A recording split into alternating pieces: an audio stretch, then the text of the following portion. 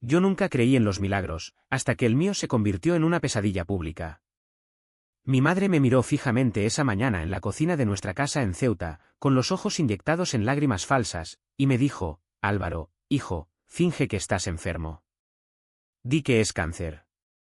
Solo por un tiempo, hasta que tu padre lo supere. Y yo, como un idiota, asentí, porque el amor filial es una cadena que te ahoga antes de que te des cuenta. Pero 3 horas después, en pleno directo de radio local, solté la bomba: no tengo cáncer, señores. Tengo un novio llamado Julián, y mis padres me obligaron a mentir para no avergonzarlos ante Dios y el barrio. El sol de Ceuta entraba a raudales por las persianas rotas de nuestra casa en el barrio periférico, ese rincón olvidado donde el mar choca contra las murallas como si quisiera derribarlas todas. Tenía 25 años, un trabajo precario como camarero en un chiringuito de la playa de la Ribera, y una vida que se resumía en turnos eternos bajo el calor asfixiante y noches robadas con Julián en su piso diminuto cerca del Monte Hacho. Julián era mi salvavidas, un chico de 32, moreno como el café solo que me preparaba cada mañana, con una risa que hacía que el mundo pareciera menos hostil. Nos conocimos en una manifestación por los derechos LGTBI en la Plaza de África, él con una pancarta que decía "El amor no pide permiso", yo escondido detrás de un grupo de turistas, temiendo que mi padre me viera desde su ventana. Mi familia era el típico clan ceutí, católicos devotos, con misa dominical obligatoria y crucifijos en cada pared. Mi padre, Antonio, un exmilitar jubilado que patrullaba las calles invisibles de su orgullo herido, y mi madre, Carmen, una ama de casa que tejía sueños con hilos de resignación. Tenían 2 hijas mayores, casadas con hombres decentes, y luego estaba yo, el pequeño, el que siempre fue diferente. Desde niño, me pillaban jugando con las muñecas de mis hermanas en lugar de con balones, y mi padre respondía con palmadas en la espalda que dolían más que las palabras: hombre, Álvaro, sé hombre. Pero yo lo era, a mi manera. El problema no era yo, era ellos, su incapacidad para ver más allá del rosario y las vecinas chismosas. Julián y yo llevábamos un año juntos, en secreto. Nuestros besos eran robados en los callejones detrás del mercado central, donde el olor a especias marroquíes se mezclaba con el salitre del estrecho. Él era profesor de historia en un instituto local, con esa pasión por contar las revueltas de Ceuta como si fueran epopeyas personales. La ciudad es un cruce de caminos, Álvaro, me decía mientras me acariciaba el pelo, y tú eres mi mejor ruta. Pero en casa, yo era el hijo perfecto, callado, servicial, el que cargaba las bolsas del supermercado sin quejarse. Hasta que un día, hace 3 meses, mi padre me encontró un mensaje en el móvil. Era de Julián: te echo de menos. Ven esta noche, que el hacho nos guarda secretos. Mi padre no dijo nada al principio, solo dejó el teléfono sobre la mesa de la cocina con un golpe seco que resonó como un veredicto. Esa noche, la cena fue un funeral silencioso. Mi madre servía el potaje de garbanzos con manos temblorosas, y mi padre masticaba como si cada bocado fuera una afrenta. Al final, soltó la bomba: eres una vergüenza, Álvaro. ¿Un hombre? ¿Con otro hombre? En esta casa, bajo mi techo, no o lo dejas, o te vas. Pero no antes de arreglar esto. Arreglarlo. Como si yo fuera un grifo roto. Mi madre lloriqueaba en la esquina, haciendo la señal de la cruz cada 2 minutos. Hijo, piénsalo. Tus hermanas, el barrio. ¿Qué dirá la gente? Y yo, sentado allí, con el corazón latiendo como un tambor de Semana Santa, solo pude balbucear: lo quiero, mamá. Es real. Pero el realismo en Ceuta no vende bien, aquí, la verdad duele más que las espinas de un cardo silvestre. Desde entonces, empezó el asedio. Mi padre me obligaba a ir a terapias con un cura del barrio que olía a incienso rancio y me citaba versículos como si fueran balas. El sodomita no heredará el reino de Dios, repetía, mientras yo asentía, fingiendo arrepentimiento. Mi madre, más sutil, me llenaba la cabeza de historias: mira a tu primo, el que se casó joven y ahora tiene 3 niños. ¿Eso es vida? Julián lo sabía todo, nos veíamos a escondidas, y él me abrazaba fuerte, susurrando: resiste, amor. Esto pasará. Pero no pasaba. Cada día era una grieta más en mi armadura. Dormía en el sofá porque mi padre había cerrado la puerta de mi habitación con un candado, para que no salgas a pecar. Y las vecinas, las vecinas de Ceuta, con sus balcones como trincheras, empezaban a susurrar: ¿has visto a Álvaro? Tan callado últimamente. Una tarde, después de un turno en el chiringuito donde un turista borracho me había llamado maricón por servirle una caña con demasiada espuma, llegué a casa exhausto.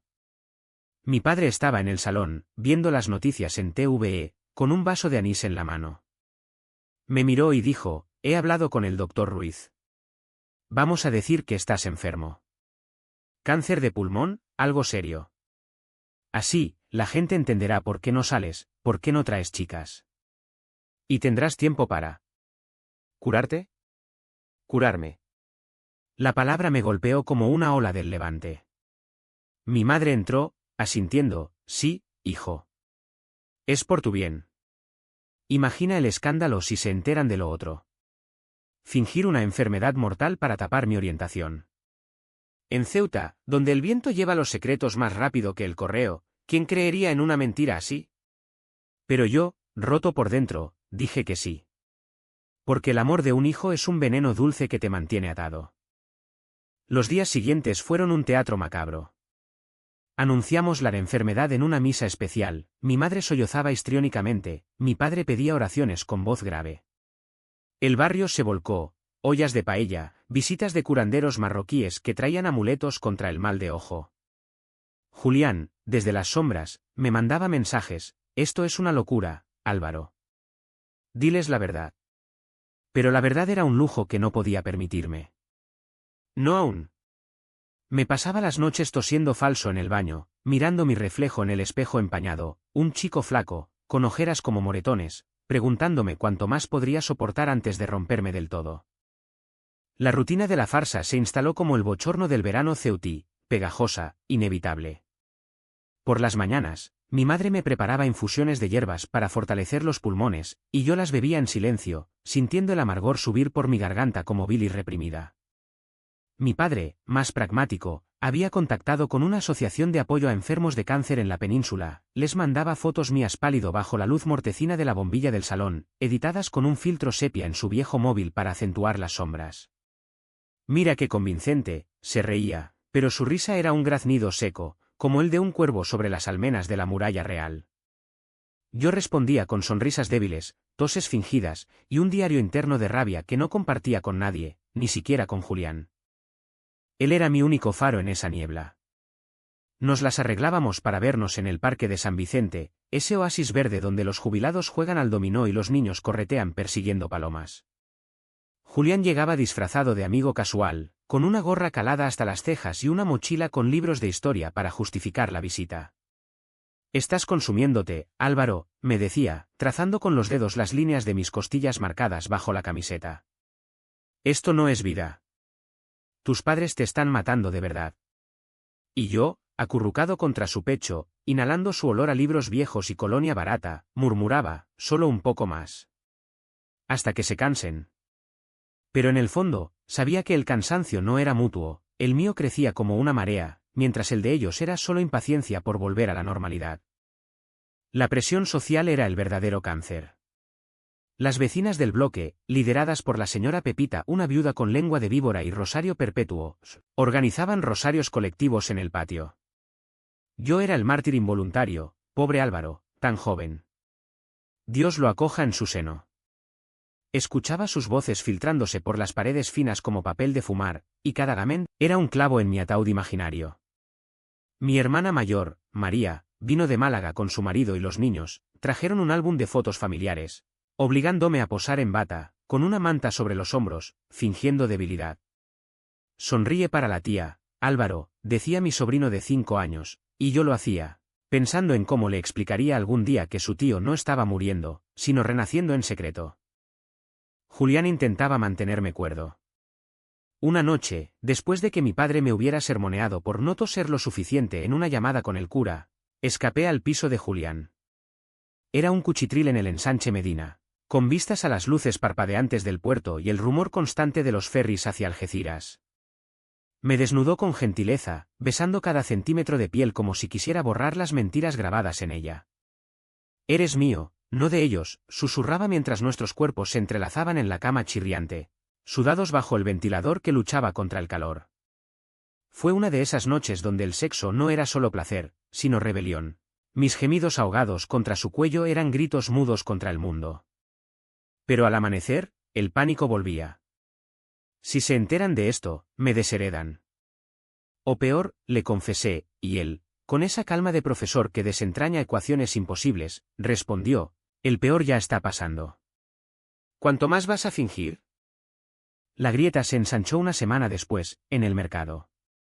Estaba comprando naranjas, para la vitamina C, insistía mi madre, cuando un vecino, don Manuel, el carnicero, me dio una palmada en la espalda. Álvaro, muchacho, ánimo con eso del cáncer.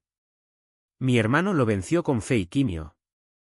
Su compasión era un puñetazo, quise gritarle que no había tumor. Solo un corazón partido en dos por una familia que prefería verme muerto que huir. Corrí a casa, jadeando de verdad esta vez, y me encerré en el baño. Mirándome al espejo, vi no al hijo sumiso, sino a un extraño con ojos en llamas. Llamé a Julián, no aguanto más. Él vino esa misma tarde, disfrazado de repartidor de farmacia, con una bolsa de analgésicos falsos para la coartada. Hablamos durante horas, sentados en el borde de la bañera, con el agua goteando como un reloj implacable. Haz algo grande, Álvaro, me urgió. Ceuta es pequeña, pero el mundo es grande. Hay una emisora local, Radio Ceuta, que hace un programa de testimonios los sábados. Llame. Di tu verdad. La idea me aterrorizó y excitó a partes iguales. ¿En directo? ¿Sin guión? Mi padre me mataría o peor, me lloraría como al hijo enfermo que nunca fui. Pero Julián tenía razón, el silencio era mi verdadera enfermedad. Esa noche, mientras mi familia dormía, sintonicé la radio en mi móvil escondido. El locutor, un tipo con voz de locutor clásico, invitaba a llamadas, hablemos de lo que duele, amigos. ¿Ceuta escucha? Dudé, el dedo temblando sobre el botón de llamada. Pensé en mi madre rezando el rosario en su habitación, en mi padre roncando con el crucifijo sobre el pecho, en Julián esperándome con los brazos abiertos. Y marqué. Buenas noches, soy Álvaro, de Ceuta. El locutor me dio la bienvenida, y entonces, con la voz quebrada pero firme, solté, no tengo cáncer. Mis padres me obligaron a decirlo porque soy gay. Y estoy harto. El silencio al otro lado de la línea fue eterno, roto solo por el pitido de los anuncios. Pero yo ya había empezado, no había vuelta atrás. El directo se convirtió en un torbellino. La voz del locutor, al principio profesional, se tiñó de incredulidad. ¿Estás diciendo que es una farsa? ¿Por qué, Álvaro? Y yo, con el corazón martilleando contra las costillas como un preso en su celda, lo expliqué todo. Las terapias del cura, los mensajes interceptados, la enfermedad inventada para salvar la cara familiar. No soy una vergüenza, dije, y las palabras salieron como un río desbordado. Amo a un hombre llamado Julián, y eso no me hace menos ceutí, menos español, menos humano. Los oyentes empezaron a llamar, una mujer mayor que lloraba de empatía, un chaval que confesaba su propio secreto, un cura anónimo que citaba el amor al prójimo en lugar del fuego eterno. Pero en casa, el infierno se desató. Mi padre irrumpió en el baño media hora después, con la radio del salón a todo volumen y la cara congestionada como un tomate maduro bajo el sol. ¿Qué coño has hecho, desgraciado? Su puño voló hacia mí, pero lo esquivé por poco, chocando contra el lavabo.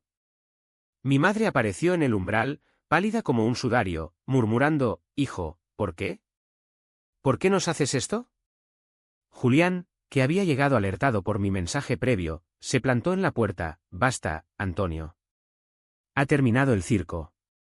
Mi padre lo miró como si fuera el diablo en persona. Tú eres el veneno que lo ha corrompido. La escena era un caos dantesco, gritos rebotando en las baldosas, el olor a sopa quemada filtrándose desde la cocina, y yo en medio, temblando no de miedo, sino de una liberación furiosa. La noticia corrió como pólvora por Ceuta. Al día siguiente, el periódico local, El Faro de Ceuta, sacó un titular en portada. Hijo finge cáncer para ocultar homosexualidad, padres en shock.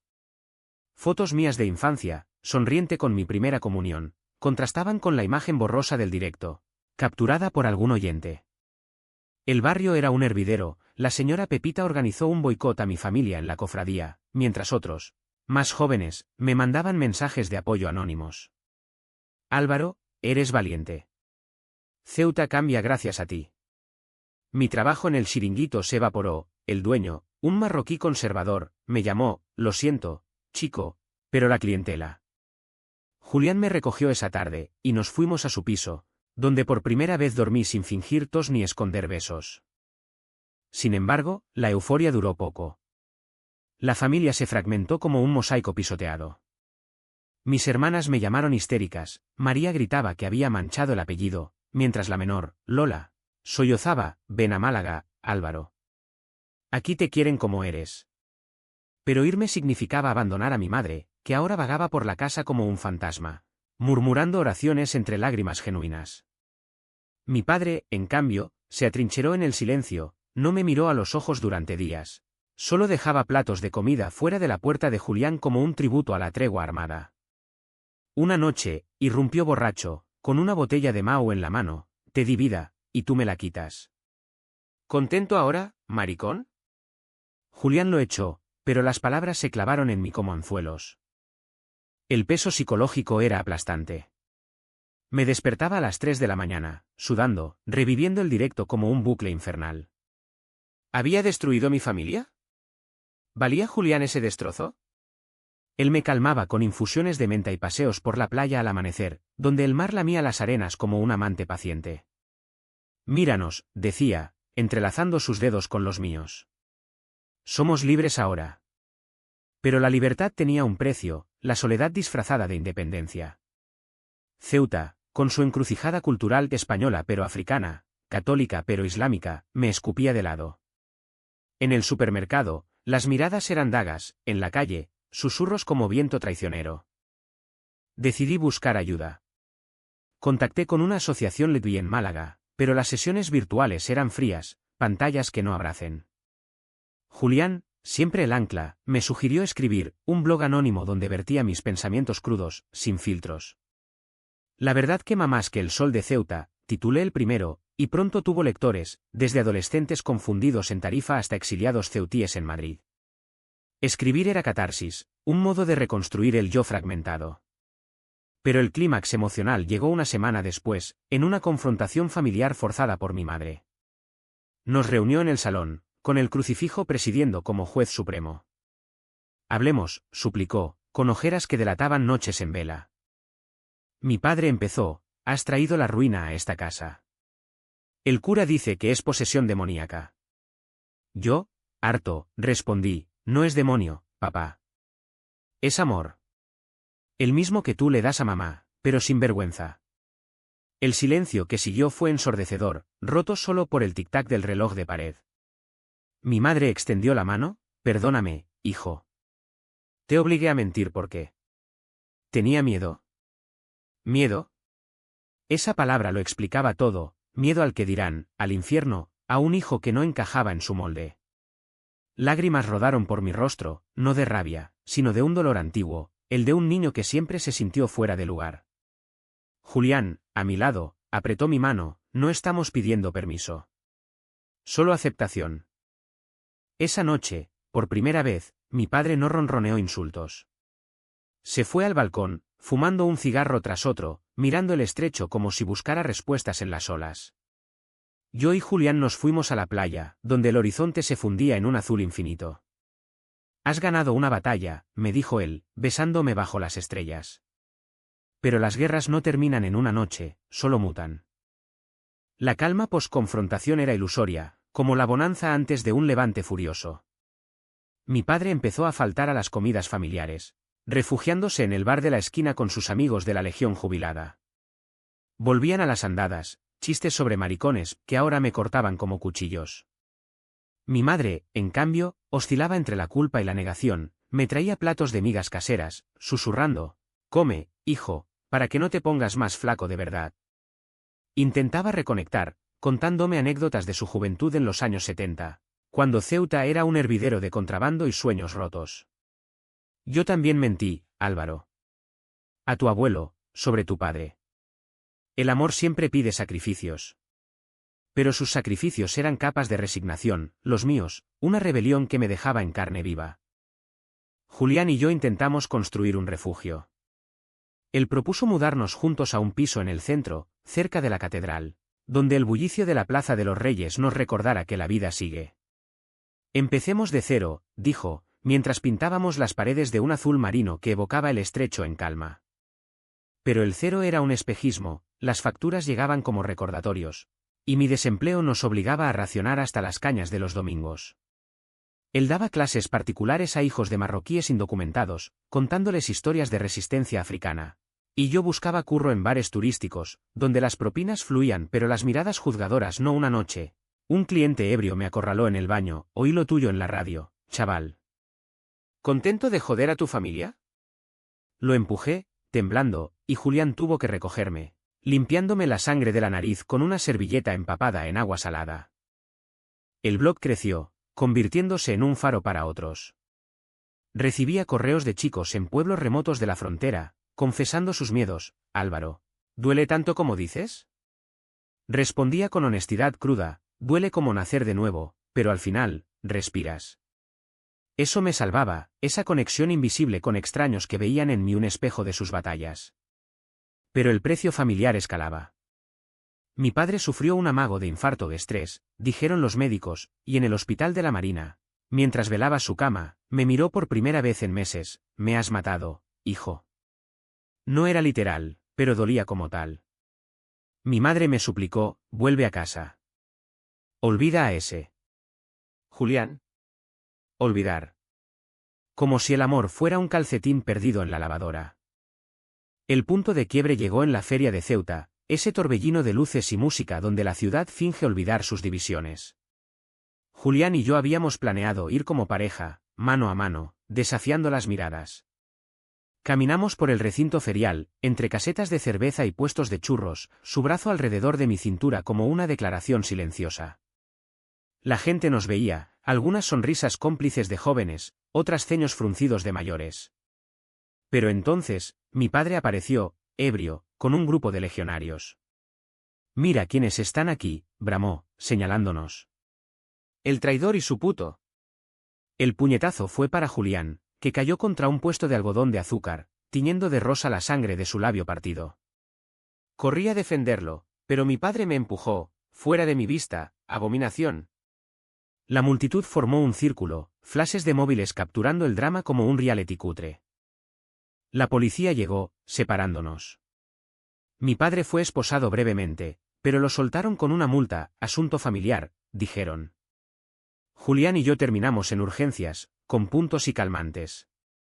En la sala de espera, él me tomó la mano: no más, Álvaro. Elige, ellos o yo. La elección era obvia, pero desgarradora. Al día siguiente, recogí mis cosas de la casa familiar: pocas, un par de camisas y fotos de infancia que arrugué en el fondo de la mochila. Mi madre lloraba en la puerta: no te vayas, hijo. Somos tu sangre. La sangre no miente, mamá, respondí. Pero el amor tampoco. Cerré la puerta, y el clic fue definitivo, como el de un candado que se rompe. Vivíamos en precario, pero en paz. Julián cocinaba tajines inspirados en sus alumnos marroquíes, y yo empecé a dar talleres de escritura en la asociación Levi local. Ceuta, lentamente, se ablandaba. Un artículo en El País mencionó mi historia como ejemplo de resiliencia en la España periférica. Pero las noches eran duras, soñaba con mi padre muriendo solo, con mi madre rezando vacía.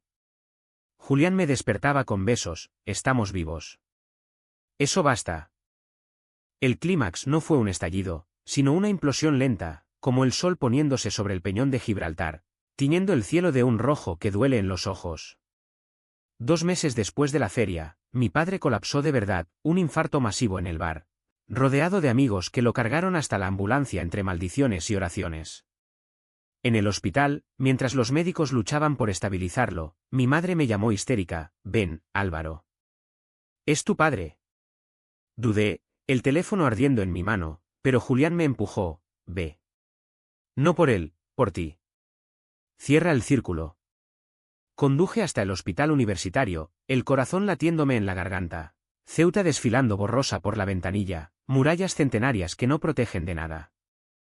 En la UCI, mi padre yacía tubulado, un cascarón de piel y huesos bajo las luces fluorescentes. Mi madre se aferraba a mi brazo. No le digas nada, hijo. Solo. Estate aquí. Pero el silencio había terminado su reinado. Me acerqué a la cama, tomé su mano fría, la misma que me había golpeado, que me había cargado de niño en las fiestas patronales. Papá, susurré, te perdono. Por el cáncer falso, por los insultos, por no verme. Sus ojos se abrieron un instante, nublados por la morfina, y murmuró algo inaudible. ¿Arrepentimiento? ¿Odio residual? Nunca lo sabría. Murió esa noche, con el monitor pitando plano como un veredicto final. El funeral fue un circo ceutí, la iglesia de San Francisco abarrotada, cofrades en capirote, el olor a cera y flores marchitas. Yo estaba al fondo, con Julián a mi lado, ignorados por la mayoría. Mis hermanas me lanzaban miradas de reproche, pero Lola se acercó. Lo siento, hermano. Él te quería, a su manera torcida. Mi madre, vestida de negro como una viuda eterna, me abrazó al final. Vuelve, Álvaro. La casa está vacía sin ti. Pero la casa ya no era hogar, era un mausoleo de mentiras. Mamá, ven tú. Conoce a Julián de verdad. Ella negó, pero vi la grieta, una semilla de duda en sus ojos cansados. La muerte de mi padre liberó algo en mí, una rabia que se transmutó en acción. Organicé un evento en la Plaza de África, voces silenciadas, un micrófono abierto para testimonios Letby en Ceuta. 100 personas vinieron, bajo el sol implacable, con banderas arcoíris ondeando contra el viento africano. Subí al podio improvisado, el mismo lugar donde conocí a Julián, y hablé. Perdí a mi padre no por mi amor, sino por su miedo. No finjan enfermedades para tapar verdades, vivan, joder, vivan. La multitud aplaudió, y en ese rugido, sentí el clímax, no una victoria ruidosa, sino una verdad dicha sin filtros, resonando en las piedras milenarias de la ciudad. Julián me besó allí mismo, delante de todos, y el mundo no se derrumbó. Al contrario, se ensanchó. Mi madre asistió, de pie al fondo, con un pañuelo en la mano. No aplaudió, pero tampoco se fue. Era un comienzo. Los meses siguientes fueron un tapiz de curación irregular, como las playas de Ceuta después de una tormenta, guijarros lisos mezclados con restos afilados. Mi madre empezó a visitarnos, primero con excusas, traigo paella, no os molestaré, luego quedándose para charlas torpes sobre el tiempo y los nietos. Una tarde, mientras pelaba patatas en la cocina de nuestro piso, soltó, tu padre. Al final, en el hospital, dijo, dile a Álvaro que lo quiero. Lágrimas salpicaron el fregadero, y yo la abracé, oliendo su perfume de lavanda mezclado con el de la tierra ceutí. No era absolución total, pero era suficiente, un puente tendido sobre el abismo. Julián y yo nos consolidamos. Conseguí un puesto en una librería del centro, recomendando novelas queer a turistas curiosos, y él ascendió a coordinador en el instituto, impartiendo clases sobre diversidad en la historia española. Nuestras noches eran rituales simples, vino tinto en el balcón, mirando los ferries partir hacia la península, soñando con un viaje a Barcelona, donde el orgullo es carnaval y no secreto. El sexo evolucionó de urgencia a ternura, cuerpos entrelazados sin prisa, como raíces que se hunden en suelo fértil. Ceuta cambió un ápice, el ayuntamiento, presionado por activistas, instaló un monolito en el Parque de San Vicente conmemorando historias como la mía. Por las verdades que liberan, rezaba la placa. Yo escribí un libro, un memoir crudo titulado La mentira que mató a mi padre, que se vendió modestamente pero tocó fibras en la España profunda. Mi madre lo leyó a escondidas, y una noche me confesó, tenías razón, hijo. El miedo es el verdadero cáncer. No todo fue rosa. Las cicatrices picaban en días de levante, recordándome las noches de fingir, los golpes, el vacío. Julián y yo discutíamos por tonterías su manía de ordenar libros alfabéticamente, mi pánico irracional a las puertas cerradas, pero cada riña acababa en risas, en promesas renovadas. Un año después del directo, nos casamos en una ceremonia civil discreta, con Lola como testigo y mi madre portando el ramo. Sois guapos juntos, dijo ella, y en sus ojos vi no solo aceptación, sino orgullo. Ahora, camino por las murallas al atardecer, con Julián a mi lado, el mar susurrando secretos al peñón. Ceuta no es utopía, sigue siendo cruce de fuegos, pero yo navego sus corrientes sin máscaras. ¿Valió la pena el dolor? Sí, porque al final, la verdad no quema, ilumina. Y en esa luz, encontramos nuestro camino. ¿Y si hubiera fingido para siempre? La pregunta flota como humo de incienso, pero ya no duele. Solo me hace abrazar más fuerte a quien amo, bajo este sol que no miente.